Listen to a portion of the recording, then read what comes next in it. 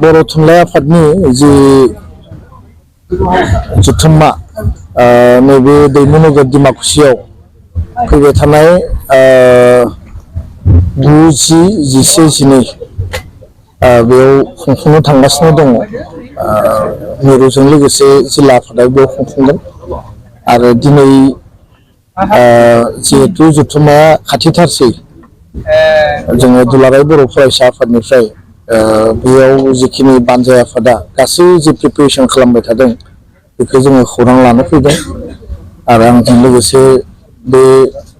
reception कमिटिनि working chairman दङ दावबाय खबर लाफैदों गोबां खौरां लाफैदों जोंनि दखरा जिल्ला आफादा बेयाव नांथाबनानै दङ आरो जिखिनि प्रिपेरेसन जादों दासिम जथेस्थ प्रग्रेसा आवगायबाय थेवबो जिखिनि मावबावनांगौ दङ समा जिहेतु आखायाव सप्ता खनसेल'सै आरो बे दैमुनगराव गासै नेपालनिफ्राय बांलादेशनिफ्राय त्रिपुरानिफ्राय मेघालय वेस्ट बेंगलनिफ्राय दिल्लीनिफ्राय आरो आसामनि दाब दाब जिल्ला बर' थुनलाइ आफादनि थान्दै बिथांमोना बाहागो लाफैगोन आरो बिथांमोननि गासै थान्दै बिथांमोननि थानायनिफ्राय लानानै बिथांमोनखौ जिखिनि मोजाङै जोङो बेयाव बरायनांगौ बोजबनांगौ लोगोसे जिखिनि सावरायनो गोनां बिथिंफोर दङ आरो सेमिनार लादों गोबां मोजां बेयाव हाबाफारि लानाय जोङो नुदों आरो जिहेतु प्रग्रामा अलरेडि ओंखारबाय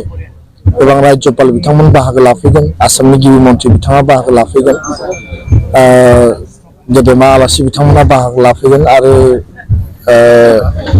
केन्द्रीय जि माने सोलोंथाइ मन्थ्रि बिथाङाबो बाहागो लाफैगोन मिजिंथिदों बे मोनसे हिस्टरिक आरो मोनसे बर' हारिनि राव थुनलाइनि जौगानायनि बिथिङाव हारि दानायनि बिथिङाव आगानसे सिगनिफिकेन्ट बिहोमा होगोन दुलाराय बर' फरायसा आफादनिफ्राय जोङो जेसेबां हाबा मावनांगौ जोङो मदद होगोन आरो बानजाय आफादा मैखोमै साब कमिटि आरो गासै डिमाकुसि भेरगाव खाग्राबारि भेरगाव आरो उदालगुरि जिल्ला जि थुनलाइ आफादनि सिङाव थानाय रायजो राजा बिथांमोना थैसों थामसों बिथांमोना फुंनिफ्राय मोनाजासिम खामानि मावदों बोथोरा जोबोद गुसु थेवबो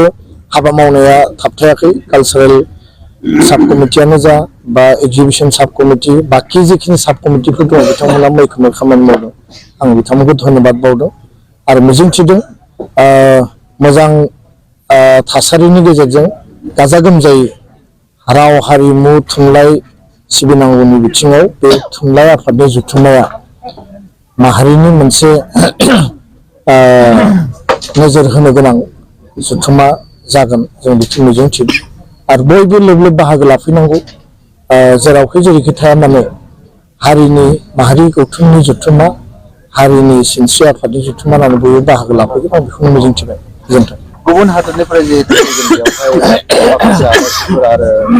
थान्दैफोर बिथांमोननि थाखाय माबा बुंनांगौ दङ नामा जिहेतु बिथांमोना बाहेर हादरनि भारतनि बर' थुनलाइ आफादनि मिरु आफादा नेपालनिफ्राय फैनो गोनां बा बांलादेशनिफ्राय फैनो गोनां जोंहा मwnसे बिथांमोन बा कक बर' बिथांमोन जि दङ बिनि गासै जगाजगखौ खालामदों आरो बिथांमोननि गेजेरजोंनो बिथांमोनखौ लाबोनायनि थाखाय गासै एरेन्जमेन्ट बेबस्थाया जादों दा बेखायनो बिथांमोनाबो जिहेतु थुनलाइ आफाद गावबागाव माने जायगायाव दंखायो आरो बिथांमोना जिहेतु अर्गेनाइजेसनखौ खालामखादों थुनलाइ आफादनि मोनफ्रोमबो जुथुमाव बाहागो लाबोदों माब्लाबा गोख्रोङै बाहागो लाबोदों माब्लाबा मोजोमसेयै बाहागो लाबोदों आं मिजिंथियो जे बिथांमोनखौ माने जि गासै जिखिनि बिथिंनि खाबुफोर होनांगौ बा मोजाङै बिथांमोनखौ वेलकाम खालामनांगौ बा बेयाव जोङो रिसिभ खालामनांगौ बिनि बिथिङाव जेबो जाहाथे लेकिं थाया आरो बिथांमोना जेबो उसुबिदा फिल खालामा बिनि थाखाय बेबस्था बानजाय आफादनिफ्राय बा थुनलाइ आफादनिफ्राय लानाय जागोन बेखिनिखौनो आं फोरमायबाय दिनै खौरां लानानै गोजोननाय मोनदों आरो गाजा गोमजायैनो मोजां थासारिनि गेजेरजों बियो बारलांगोन आङो